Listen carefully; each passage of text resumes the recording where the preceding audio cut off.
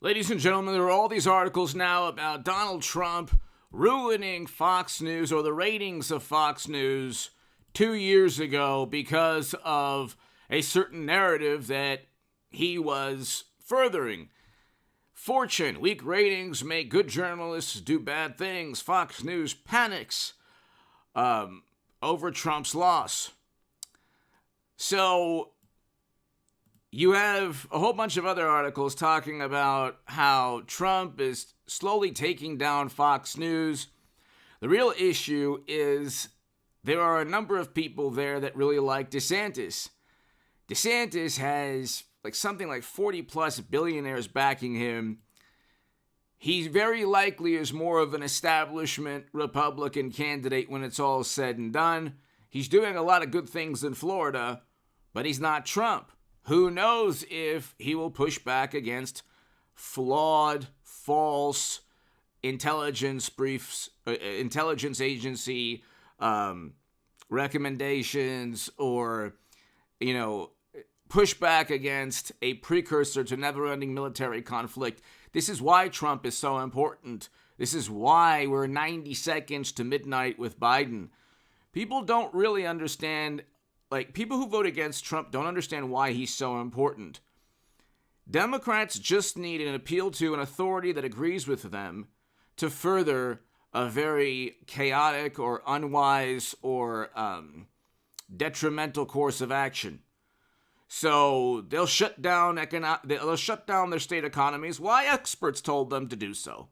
And then we have a Pandora's box of economic problems. They'll point to bureaucrats that agree with them. The bureaucrats and the experts that don't agree with them excommunicated. They've committed blasphemy and heresy.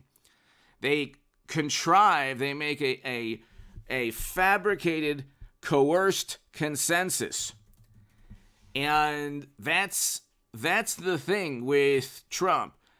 He doesn't really care about what others think of him, and that's a very good thing. It's also his Achilles heel. Sometimes he pushes the envelope, and he doesn't have to do that in terms of rhetoric.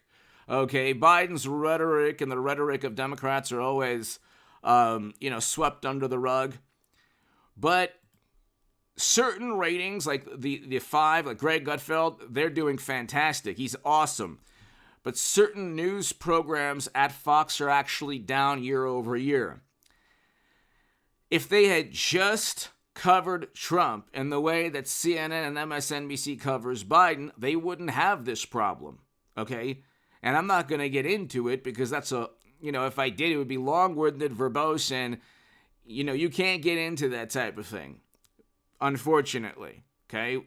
But if they had just covered Trump the way that Democrats covered the allegations that intel agencies and Clinton's campaign leveled and the Democrats leveled against Trump, if they had covered 2 years ago in the manner that CNN, MSNBC, The Washington Post, The Times, New Yorker, New York Magazine, Atlantic, BuzzFeed, that published a dossier full of lies, if they had just said, hey, this is our viewpoint, they don't have to actually claim categorically anything. What happened, here's the thing. They could have simply ran disclaimers or said, look, this is not the viewpoint of the corporation. We're just giving this person a platform to speak. That's all they needed to do, and they wouldn't have had any problems at all, okay? Fox News is afraid of an entire media machine going after it, okay? But see, Democrats lie routinely. On CNN, MSNBC, they lie routinely. They've lied for 6-7 years now, accusing Trump of working with the Kremlin. It never happened. Accusing Trump of a whole lot of things that he didn't do. Utilizing unnamed sources. And what takes place is Trump will sue or others will sue, and then the defense in court is, well, the government was lying. That's how BuzzFeed got away with they had a defamation lawsuit from a number of people. They said, well, you know what? Even Michael Cohen was going to sue BuzzFeed. They said, well, it was a government investigation. They utilized the Steele dossier also. But see, that's how they get out of it. the lies can be told through government. When Democrats tell lies on CNN, Trump worked with the Kremlin, Trump did nefarious things with his tax returns, Trump pressured people in Georgia, they don't get sued by conservative groups. Why? Because they're giving people a platform. They're actually more, they're just as implicated or liable as apparently many think Fox News is for 2 years ago. But they lie routinely with Trump. The average Democratic voter trusts media more than like the majority of Democrats trust media. The majority of Americans distrust media. 70% of Americans distrust media. Because what we've been told about Trump has been categorical lie, patently false information all the time. He never worked with Russia. He never worked with the Kremlin. He was never an operative. He never pressured anyone in Georgia. He never committed crimes with his tax returns. He never fomented or organized an effort to overthrow democracy or the government. None of these things took place. Now, they might indict him eventually because of all the criminality with Hunter and Joe. But CNN and MSNBC routinely lied to their viewers, routinely gave them hope and gave people a platform. All these different academics, politicians. Adam Schiff routinely stated things that were categorically false. They never had information or evidence that Trump was working with another country, and then they fall back on plausible deniability. Well, it's our opinion. This is what we think. This is how we're phrasing things. And so you have a situation where Fox News, because it is so worried about the establishment, they do a good job. Tucker Carlson does a good job, and I'll do a segment soon tomorrow on Tucker Carlson getting the video footage. Very, very important. They do a good job. Tucker Carlson does. Greg Gutfeld is fantastic. Sean Hannity is on the right side of history now. He was on the wrong side of history 20 years ago.